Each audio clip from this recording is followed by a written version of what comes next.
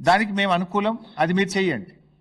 కానీ aesthetic beautification ముసుగులో real estate వ్యాపారాన్ని మాత్రమే మేము వ్యతిరేకిస్తున్నాం. So government has to clarify, మీరు ఎకలాజికల్ ప్యూరిఫికేషన్ చేస్తారా, యాస్థెటిక్ బ్యూటిఫికేషన్ ముసుగులో పేదల ఇల్లు కూలుస్తారా? This is our straight question. Musi మీద చిత్తశుద్ధి ఉంటే మొట్టమొదలే పేదల ఇళ్ల మీద పడతారా?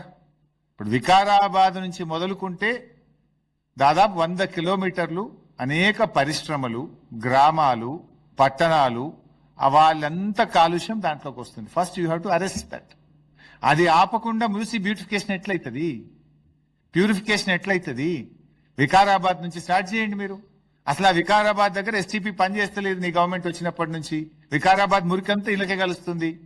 అసలు దాన్ని పట్టించుకోకుండా ఎంతసేపు పేదల ఇండ్లు కూలుస్తా, పేదల భూములు నేను ఆక్రమణ చేస్తా, ఎక్వైర్ చేస్తా, ఎందుకు పేదలు ఎంట పడ్డావు? ఒకవైపేమో ఖజానా లేదంటావు, డబ్బులు లేవంటావు, రైతులకు రైతు బంధు ఇవ్వంటే డబ్బులు లేవంటావు,